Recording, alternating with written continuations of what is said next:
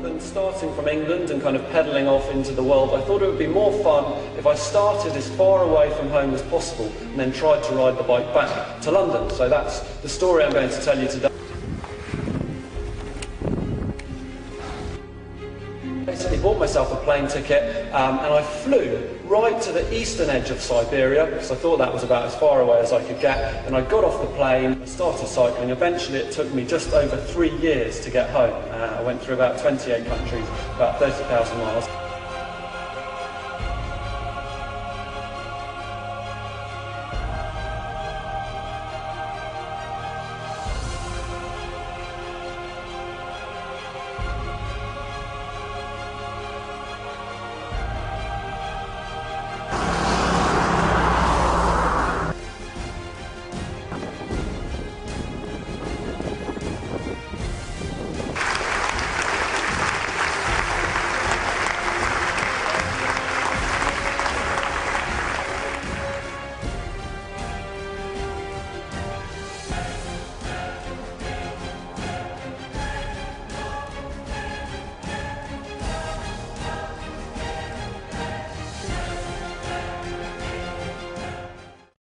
Way to learn geography, I decided, would be to go and explore the world. And I thought the best way for me to explore the world would be to travel across quite a lot of it on my bicycle.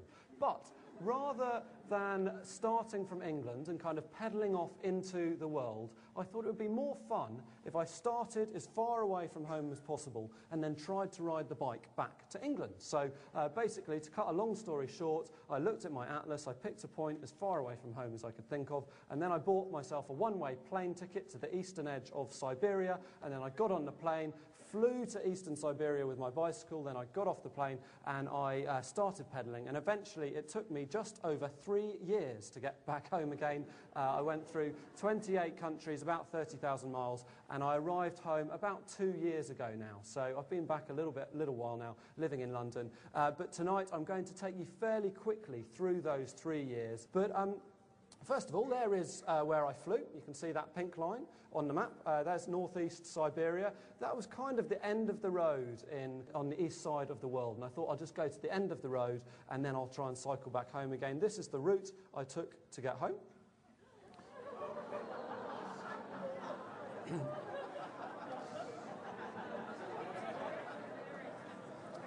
You can see it's not exactly a very straight line. I started off, if you follow that red line from the top right-hand corner of the map, I went first of all through Siberia, then I went through places like Japan, Korea and China. From Hong Kong, I took a little detour down into the bottom right-hand side of the map, down to Australia. That took me about an extra year to go halfway around Australia. And then from eastern Australia, I caught a boat back to Asia, and then up through places like Tibet, the Middle East, and home through Europe. So as we go along, I'll bring that map up again so you can see where we're going.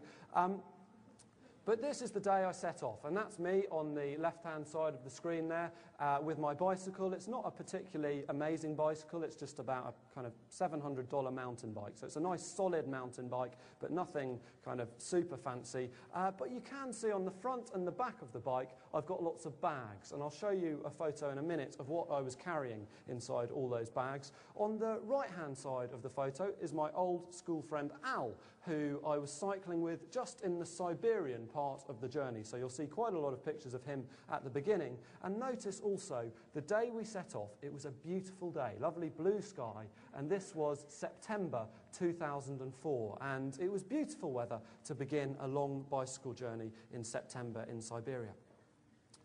And we set off. It was brilliant just to get started. And there's a tiny bit of snow on the mountains there. We are rather heading into the wilderness, into the middle of nowhere, really. And I didn't know a lot about Siberia when I went there. All I really knew is that it was very big, very empty, and sometimes it gets very cold. So I was really on a journey of discovery to find out what it was really like in Siberia. But you can see as well, the road we set off along was quite nice and smooth, nothing to worry about there. And like that quote says, whatever you do or dream you can, begin it now. And I found just getting started was one of the hardest parts.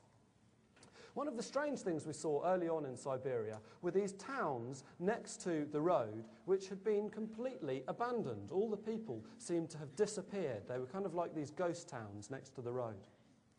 But there were some people in the towns, in some of the towns, and the Russian people we met in the towns were incredibly friendly, and they would welcome us to Russia and welcome us to Siberia. And they said, welcome to Russia, welcome to Siberia. It's wonderful to have English people here visiting us on your bicycles. Welcome, welcome, welcome. Welcome, welcome, welcome.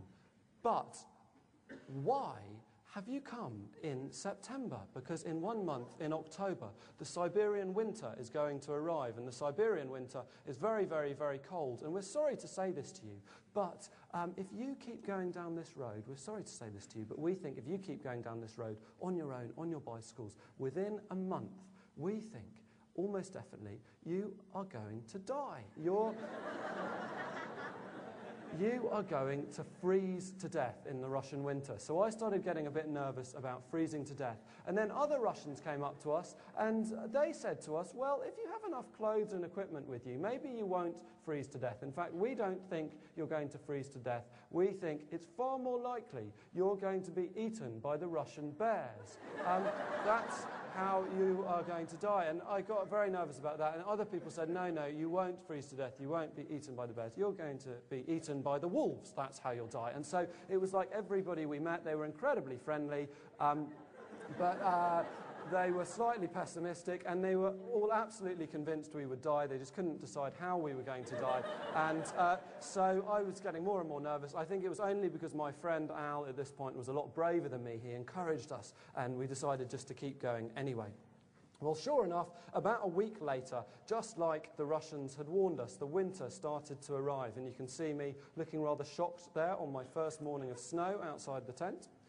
And here's a photo. You can see all the kind of things I took with me in those bags. And I'm sure lots of you will have been camping. You know what you need to take.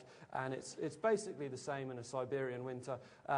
There's my tent behind us, which is my house for 3 years. Inside my tent, a nice warm sleeping bag and a roll mat, so that's my bedroom. Down there towards the front, by my feet, is my beautiful kitchen, which consisted of a kind of petrol stove and pots and pans to cook the food. And I'd usually buy the food as we went when we got to a village occasionally. Then I'm wearing lots of clothes, there's a head torch on my head, and then in my other spare bag behind me, I carried other important things, such as tools and spare parts, so I could fix the bike if it broke. I had a first aid kit in case I was ill, I could fix myself. And then I carried a few other things which maybe weren't quite so essential for survival, but which I really wanted to take with me because it was such a long trip. So I had one pannier full of books. I really enjoy reading. I try and read a book a week if I can.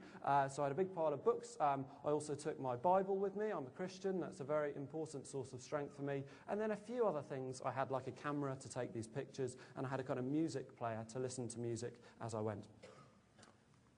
But we found the biggest problem with riding the bikes in the winter was that the roads became very icy and slippery. And sometimes I'd be riding the bike along, beginning to pick up speed, when suddenly my back wheel would slip out from under me and crash. I would fall down onto the road and usually slide along it a bit. Then I'd have to get up, pick up the heavy bike, climb back onto it, start riding again. A few minutes later, slip, crash, I would fall off again. And that tended to happen sometimes 2 or 3 times a day, certainly at least once a day for the next 3 months. And it became very annoying, falling off the bike and sliding along it. I realised at this point the nearest bike shop where I could have bought those brilliant tyres with apparently you can get these tyres with little spikes on them to hold you on the ice, but the nearest bike shop by now was probably in Alaska, so I probably wasn't going to find that bike shop.